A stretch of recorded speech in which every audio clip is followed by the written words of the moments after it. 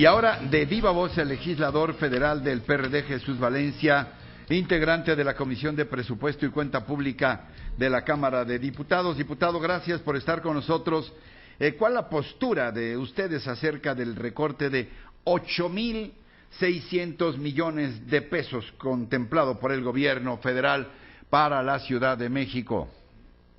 Don Ricardo, muy buenos días a ustedes, auditorio. Muchas gracias por permitirme dirigirme a él.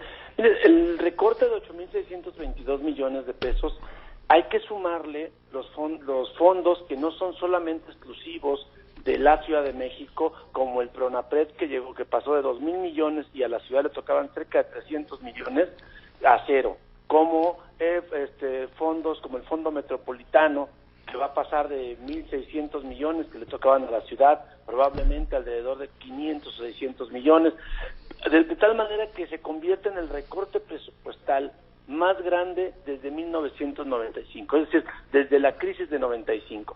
¿Y a qué nos referimos? El fondo de capitalidad estaba en 4,000 millones de pesos y ahorita aparece en el Jesús, decreto. A ver, nada más, recuérdanos por favor, porque yo siempre he creído que tenemos un auditorio no solamente sensible e inteligente, sino también enterado.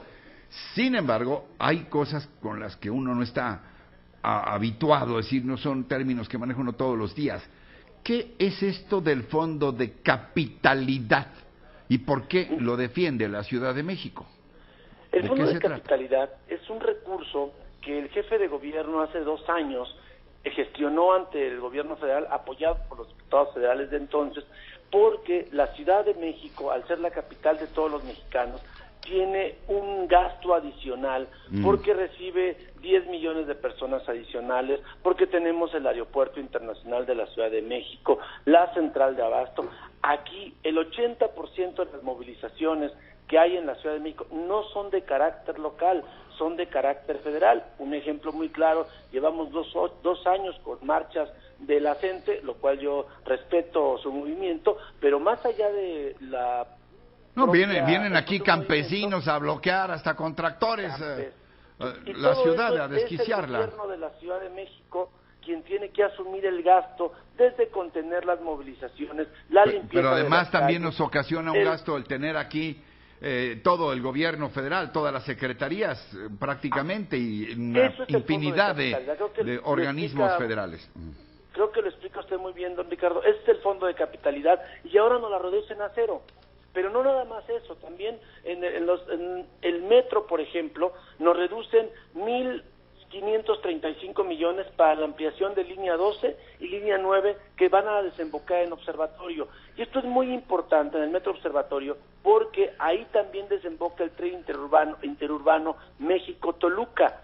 Y si no se hace esa obra, vamos a ahogar el poniente de la ciudad. Y hay también una terminal muy importante de autobuses que vienen de toda la zona occidente.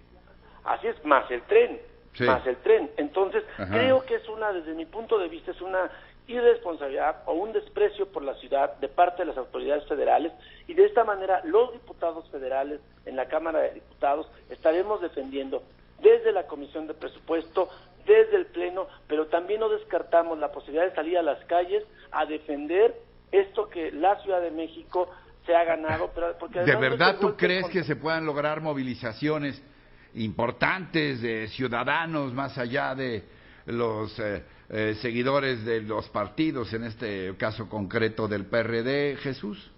Estoy seguro que sí, don Ricardo, porque no es el golpe al gobierno, no es el golpe a un partido político, es el golpe a la gente, a los ciudadanos del Distrito Federal, de la Ciudad de México, de tal manera que estamos seguros que la gente nos va a acompañar, porque significa menos recursos en movilidad, porque significa menos recursos en infraestructura, en espacio público, en cultura, en la Universidad Autónoma de la Ciudad de México. Es decir, nos dejaron prácticamente con un porcentaje de 95% menos de los recursos que nos daban a la ciudad. Ahora, entiendo que los recursos para los estados y los municipios están prácticamente intocados en esta propuesta de recorte. Pues en el caso de la Ciudad de México no, y los no, por eso te digo, pero en el resto hablo de los estados del país. Entiendo que las participaciones hacia los estados prácticamente quedaron iguales. Sí, las participaciones federales sí, sin embargo... Entonces la pregunta es ¿por qué a la Ciudad de México sí le recortan?